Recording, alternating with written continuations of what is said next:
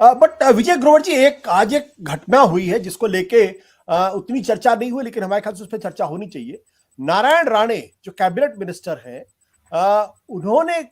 शायद गलती से निकल गया या कहाँ कुछ किया, G20 की एक बैठक थी उसमें, जहां उन्होंने कहा कि जून के बाद से पूरी दुनिया में मंदी आएगी और भारत भी उससे प्रभावित होगा। अगर मंदी आती है और बड़ी सीवियर मंदी अगर होती जैसी कि इस वक्त प्रेडिक्ट किया जा रहा है, तो भारत उससे अछूता नहीं रहेगा। और अभी जो CMI की एक रिपोर्ट आई है जिसमें साफ तौर पर कहा गया कि तकरीबन 1,40,00,000 लोग जो है वो उनकी नौकरी गई है पिछले 2 सालों के अंदर। 2 सालों के अंदर में उन्होंने 2020 की तुलना 2022 से की है। तो अगर बेरोजगारी की हालत ऐसी हो जाएगी, आर्थिक स्थिति खराब होगी, तो जाहिर सी बात है कोई भी प्रधानमंत्री होगा उसको चिंता करनी पड़ेगी। कहीं ये सोच तो नहीं है 2024 के पीछे? विजय जी, आपको अपने को म्यूट करना पड़ेगा, अनम्यूट करना पड़ेगा। जहां तक अगर इकोनॉमी की बात की जाए तो इट इज नाउ गिवन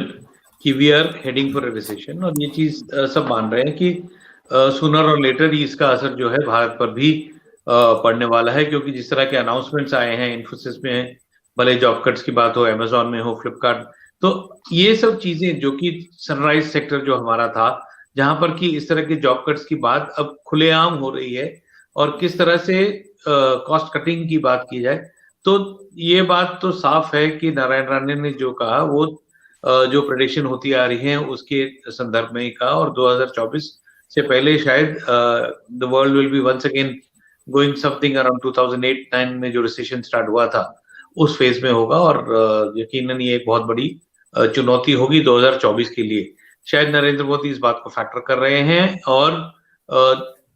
उसके मद्देनजर ही वो अपना जो एक गुडविल बनाने की कोशिश है। हमने देखा कि 240 दिन हो गए हैं इंटरनेशनल बाजार में पेट्रोलियम जो क्रूड ऑयल है उसके दाम गिरे हैं,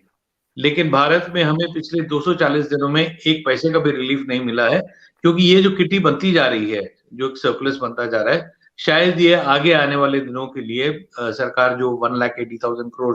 का एक्स्ट्रा बफर जो इकट्ठा कर चुकी है उसके काम आएगा। और साथ ही साथ जैसे मीतू ने भी जिक्र किया कि जो ऑक्सफैम की रिपोर्ट आज आई है, और वो भी एक चिंता का विषय जरूर है कि जिस तरह की इनइक्वालिटी हम भारत में अभी देख रहे हैं, ये it is not good for a proper society,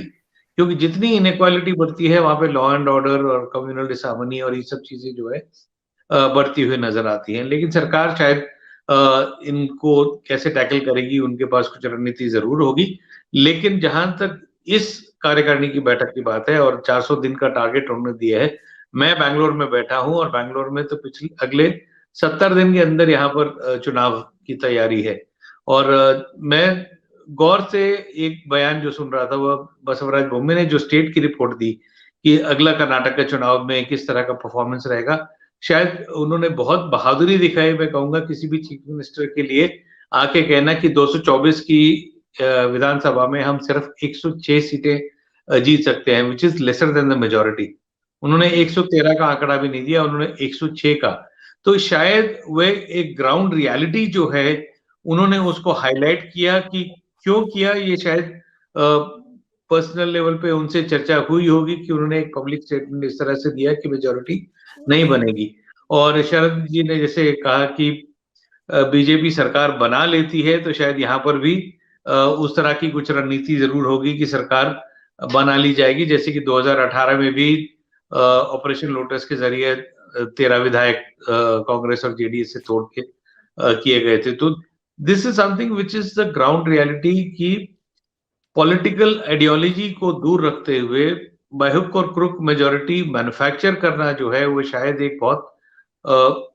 accepted norm हो गया है अभी। और हमने जिस तरह से कई स्टेट्स में देखा है, which is not a very positive sign for any democracy, की जो जनता की ओपिनियन होती है, जनता की राय है, आप उसको नजरअंदाज करके अपनी सरकार उन पर एनफोर्स करते हैं। तो ये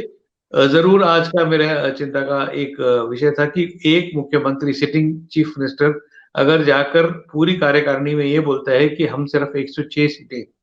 आज की तारीख में जीत सकते हैं, तो इट वाज अलार्म बेल। और मैं जो पॉइंट आप जो बोल रहे थे कि पॉलिटिक्स ऑफ सैचुरेशन, उस पे एक पॉइंट जरूर ऐड करना चाहूंगा कि जो पॉलिटिक्स ऑफ सैचुरेशन की शायद बात की गई थी वो ये थी कि जो लॉसेस एंटिसिपेट कर रही है बीजेपी, क्योंकि कई स्टेट्स ऐसे हैं जहां पे कि बीजेपी हैज पीक्ड ऑलरेडी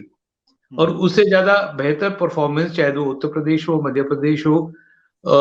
या अन्य जो नॉर्थ के स्टेट्स है, जहां पर कि वो उससे बेहतर परफॉर्मेंस की उम्मीद नहीं कर सकती है। और शायद दिल्ली में भी ये हालात होंगे कि शायद सारे सांसद जो हैं वो वापस चुनकर ना आ पाए। तो ऐसे में बीजेपी की जो स्ट्रैटेजी रही है हमेशा से, इट एक्सप्लोर्स न्यू मार्केट्स। और जो रिसर्च जिस तरह का एक इन्वेस्टमेंट व सीट आइडेंटिफाई करने में कर रहे हैं, 133 सीटों को आइडेंटिफाई किया है बीजेपी ने, जहां पे कि उनका लॉस मार्जिन जो था लेस देन 3% था, कि उनको कैसे कन्वर्ट कर सकते हैं। तो उस पर जो प्रयास लग रहा है, may be politics of saturation में जो वो पॉइंट ऑफ व्यू था वो बहुत जरूरी था। छोटा सा उदाहरण दूंगा कि अभी पिछले महीने आपने देखा होगा कि जो काशी रामेश्वरम संगम की बात की गई थी, जो पूरा एक महीने का फेस्टिवल वाराणसी में किया गया था, it was an identified planned strategy कि पहली बार द्रविडियन आइडियोलॉजी को किसी ने चुनौती दी। क्योंकि तमिलनाडु में हम लोग जनरली जो है द्रविडियन आइडियोलॉजी मानते हैं, जिस तरह का हिंदुइज्म या हिंदुत्व उत्तर भारत में प्रैक्टिस किया जाता है, उससे विपरीत रहता है। क्योंकि for us God is different, God is not kind of thing. आधा से ज्यादा लोग अथीस्ट होते हैं, तो उनमें उस तरह का एक रूट्स का आइडेंटिफिकेशन की जो ये यात्रा थी, शायद एक हिडन जो वोट बैंक है कि कुछ सीटें तमिलनाडु से अगर निकाल सकते हैं, तो उस तरह की जो आइडेंटिफिकेशन है पॉलिटिक्स ऑफ सैचुरेशन में, शायद ये काम बखूबी किया जा रहा है। सत्य हिंदी का ऐप डाउनलोड करें गूगल प्ले स्टोर पर।